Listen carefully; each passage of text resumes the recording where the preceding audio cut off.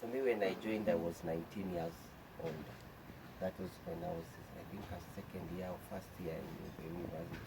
But then I met people who are older, and you know, for me, I knew starting to war very soon. But now I met people who, you know, they would really pray, and I thank God because the youth has really revolutionized even in the church, where previously the youth was just one, but now we have PMC, MYM, we have Beacon Boys, we Young have adult. young YCA, YSC, which has really helped because there are people who would simply not come because they feel either the group has very young people or it has very old people. But the good thing with the spiritual group is that everybody flows, everybody is in it. Hata your mother can just come for yes family na flow tu na kuwe blessed. So I was telling him that format, and then when the ladies did their breakfast fellowship zilikuwa zinafuatana, hii Saturday ni ya ladies, hii ingine ni ya men, so that hata ile food watabakisha ndio itapikwa kwa hii group ingine, at least tuongezee vitu kidogo kidogo. So the men would also come clean, wanakuja tu wanaosha vyombo, wanawapikia, so that they don't have interruptions, and then at the end they would now call the ladies. If the men tunaita ladies, tunawaombea, we bless them, and vice versa. We would also pick Miss Yes, but we used to call it Miss Breakfast Fellowship, and the code used to be very interesting based on the ladies who come. Wale wamekuja kwa hiyo fellowship yao, tunaangalia tu, tunataka tu kugift mtu that status for that time, that this person yenyewe tunaona ile bidii anapeana na nini, and pia amekuja, those kind of things. The other thing you've mentioned is the cases we used to have, especially the leadership. We came in at a time when we were being fought. The parish hatukukuwa na hiyo landing. We were not even participating in anything. A lot of priests did not even understand why we were there, because the priests who started us off, we were transferred to other parishes, and you know, transfers for priests is a normal thing. At least there's been some stability, because from the time Father, now Bishop Kamomwe, came in 2008, there was that stability until now he became a bishop, and another priest now came in. But you can imagine that time, it's like every other year there will be some transfers, and then you have to go to a priest to explain to them who you are. They're trying to understand, why are you not in the other youth? Why you know, there is even a time a priest came and said we should be merged. And the good thing, the Basilica youth had a deacon from either Zambia or Malawi who said no, these are two different things, and he's the one now who talked to the priest, and they were like, okay, you cannot just merge them, because all of you, I believe, where you're coming from, your parishes, you have youth there, you have YSC, you have YCA there, and you have, maybe you are a member, which is also good, and you're not here. And the impact becomes more. Like today, what I will share with you is when you get yourself in those groups, you get yourselves in that area, you get yourselves in the youth group, you get yourself in the CMA. You know why? Because sometimes you'll find groups that are really struggling. They can't even get somebody who can pray. They can't even get somebody who can share the word. And then you are there. Oh, I insist, let me just be coming to the youth here, the S family. But the idea was whatever you get, you try to take it down wherever you come from. And I remember, like, my life in campus, it used to be, unaenda campus asubuhi, class pengine inaisha 11, and you have to stay there when the library ufanye research, ufanye nini, because you are waiting. Ile fee uko nayo iwezi tosha uende home na urudi, unaona. So sometimes you don't even have food, because the money you have ni hiyo ya ununue tu chipo. Then we meet, that time we used to meet at Gakonye's place in Hurlingham. Tulikuwa tumepewa tu nyumba, and then we would just meet and then pray. Mnakula and then mnaanza kuomba. We would pray.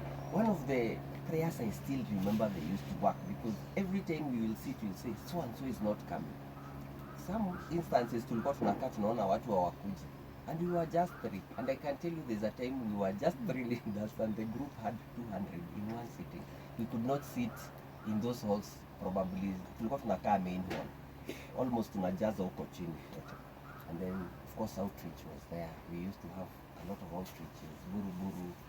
The guy who does screens in my church, anakumbukanga tukienda. He was a youth that time. He says, I can still remember youth from Basilica coming to do evangelization to us. They can still remember because those were the early 2000s, 2001, 2002. Tulikuwa tunaenda huko sana, so you'd find a lot of people from Blessed Sacrament, Buruburu would also come. A lot of people from Moi Air Base would also come. A lot of people from St. Austin's, they would also be part of the youth. So basically, as I conclude, I would just say that we would pray for those people. We would call God. We would ask to our name. Say tunasema, where is Joseph? Where is so and so? Where is yani tunawaita kwa maombi. And I'm telling you, the following Sunday, me, I used to see miracles because we would see people we could not even remember their names, but they have shown up for that meeting that you are calling them from east, west, north, and south. And now that we are even seeing what is happening in our country, there are more reasons why we should pray. There are more reasons why we should continue praying, fasting, doing those things which we know we should do. Because the spirit of the world out there, they do what they know best. If it's sacrificing children, if they are sacrificing people, they'll kill people so that your blood ndio inatumwa sacrifice. But look at us Christians. We know what we are supposed to be using. We are not fighting flesh and blood. We have our powers that are spiritual. We are fighting spiritual forces. How much more should we do what we should do in terms of prayer, in terms of fasting, encouraging each other? So I think it's kuna saa miuka hivi now that I'm almost getting to mid 40s and naka hivi nasema gosh, it's like when I was a young person, 18, 19, 20, the early 20s and maybe up to early 30s. That was my life and I don't regret, because let me tell you, out there is like the prayers that we used to pray, somehow they got themselves into a bank where there was compound interest. So nowadays you are just, you don't even have to struggle a lot. Things are just opening up for you. And then it was a time when you read unasoma Bible extensively. So today if I listen to any preacher, nasikia akipreach, they will not preach a word that I've not heard. Maybe watapeana revelation tofauti, but I can say that I know nimesoma Bible like literally kama yote. Naelewa. And I can tell when somebody probably una preach alafu unasema hey, hapo kuna kasida, hapo najaribu kuambia watu watoe pesa zaidi, you're trying to put pressure, you know. So I would encourage you guys, and I thank God for the Bible study, and I'm saying that this is a better version of what we had, because you can imagine breakfast. We had breakfast, we had lunch, and I don't think some people will take dinner. Hao watu wanajijua, hawezi kula tena supper. So it's like you've had a whole day's meal, and I celebrate that. When I see that, I really celebrate. Back in my parish, I am a leader, and Sunday used to be a kazi, unfortunately kazi, and then trying to balance with family, with the day with the children. So unakuta, it's very difficult for me to come, but I'll try. There are times we finish work early and we don't have other meetings, so I hope I'll be coming very soon, maybe whenever God gives me an opportunity to come and just continue sharing. But I thank God the vision continues and it mutates based on the new leaders. What you're doing is a good job. Don't give up, don't give in. The Ugandan martyrs missionaries, at some point they gave up and they went back because they didn't want to be killed by the Kabaka Mwanga.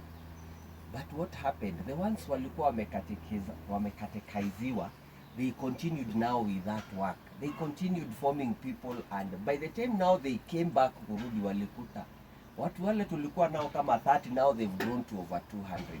So even then they say we cannot just take all the glory, but we can also see that it was really God. Because for them they thought, now that we have left Uganda and the Buganda kingdom, it means they will go down, it means they will die, it will means they will disintegrate, Christianity will die. But when they came back, they were shocked to find the work of God continued. So for me, I'm also celebrating. I'm seeing very youthful young men, very promising. It's you know, I really enjoy your company. the older folk na nyinyi, your company is just good when somebody stays around you, the music, the what, the energy you have, it is very refreshing. And I was just telling God, I thank God I came.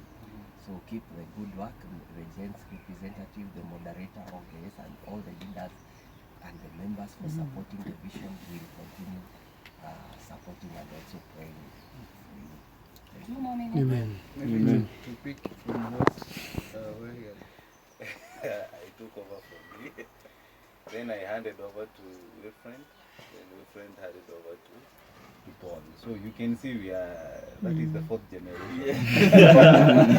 As a blessing. Generation. This young man, anaona kama alikuwa Gents leader. at some point. You've never been a Gents rep. Okay. Only need Judas. I forgot. The Judas. So me sikupata your breakfast. I picked, no, there was a George. George was Georgie. Yeah. Me nilipata kesha ya overnight. So I handed over to him. Nyinyi mlikuwa mnafanya nini after? Come on, Gents. We used to do first things first. Tuliendelea na every beginning of the year to set the vision. Tulikuwa tunaenda kule Thika, Ngeni. So tukaendelea na hiyo na finishing song. That is where the Maninapo was born. Yeah. The owner is willing to host us again. Chacha. Chacha. I still remember. Alisema anytime ukisema we can go do a sleepover and fellowship. Calm down. Calm down. Uzi iko na wingi. And then we what I remember as we were beginning the new decade, the year 2020, as we were turning the year, we met and we drew the vision for the decade. Hata tukaweza kumbishana na Peter sahi. Kila mtu, what are you doing for the next 10 years from 2020 to 2030? It's powerful. Na tuko tunaona ni kama tuko na ikiwa miaka mingi. Now we are halfway there. We should be doing mid-MDR, mid-term review. And we assigned accountability partner. Wangu hata ndo wako hapa. Lakini siku hizi anipigiani. We would follow with people. Follow up and say, where are you? Uko wapi? Na wengine, I'm impressed that some have kept it. Kama Sam na Peter, they were paired at that time. Wameshikana duzi. I know Paul and Owen were paired. They are still together. Reo ulikuwa paired na nani? Nilikuwa paired na your My brother. Yeah. Gani Brian ama? Yeah, Brian. Sasa na yuko hapa so Wewe wewe ndio ndio unafaa tuambie. Tupatie report. Exactly. Yeah, so that was useful. And I know along the way kuna watu wame struggle sana. You remember that time ilikuwa before COVID. So actually that was before COVID. So hapo COVID ikakuja, there people went through a lot. You can't even imagine. Nani akikupea story yake alikuwa ananitext, he was in that group. Japolo was in that camp. And he went through a lot during COVID. Kuna wenye tulipoteza kabisa. There was ule jamaa wa kahawa praise and worship. Anto. Kama kina Anto alipotea hivyo. Sina. Allow me to cut you short in Johnny Machama.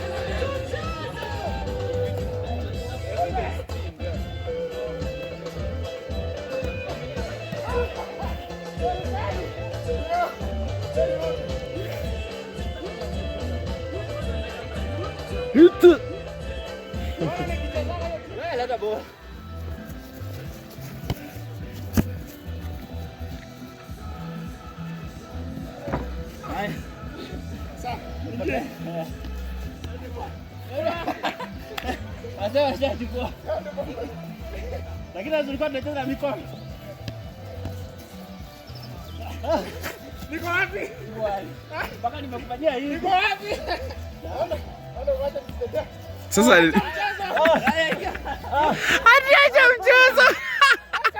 Atiacha mchezo. Nenda amepiga huko. Acha ingie. Sasa bora anacheza zake. Acha ingie. Ndio niko hapa. Oi, hata sungesema ingine. Hapo unasema unamulika. Haya. Hey, see your life. Mulika failure tafadhali. Ai. Atupige. Anza. Ngoja, relax. Hata mmoja jameni. Hey.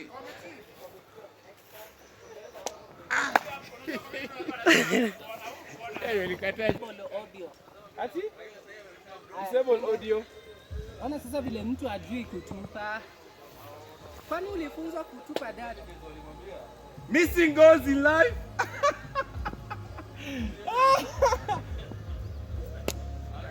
Are you missing goals in life? Kwani watu wako wapi? Mko wapi? Sickness Sunday. Yes, Na nime Brain inaweza peana command nitupe hapo. Ai, you are so near. Rudi nyuma. Sitaki ukose bibi juu hauna jicho.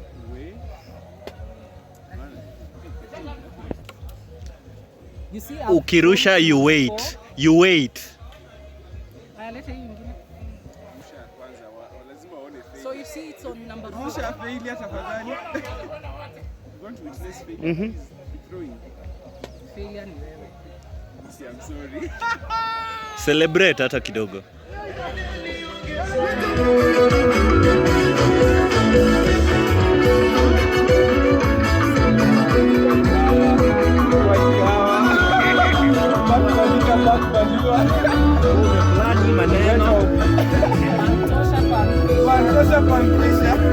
I am a living testimony.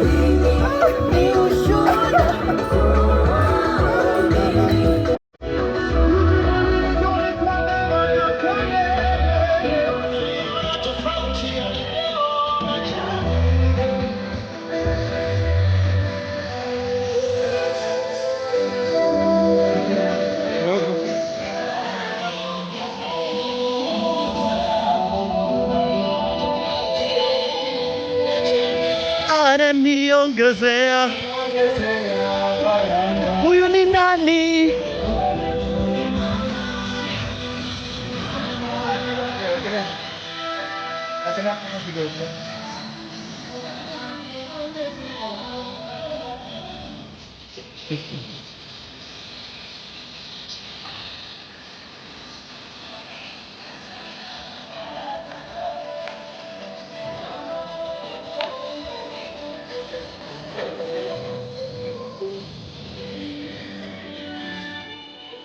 Amenijibu zaidi ya nilivyomwomba. Nimemwomba kazi, amenipa na ndoa. Aya, rudia hiyo ngumi bwegze re. Tunde tena. Re, sikuwa nimechukua ngumi bwegze, make sure umeirudia. Tunde tena.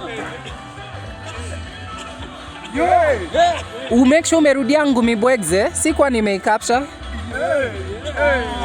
Ngumi bwegze, rudia hiyo ngumi. Sawa, tuende. Aya. We, enyewe. Hiyo ni baby boomers. The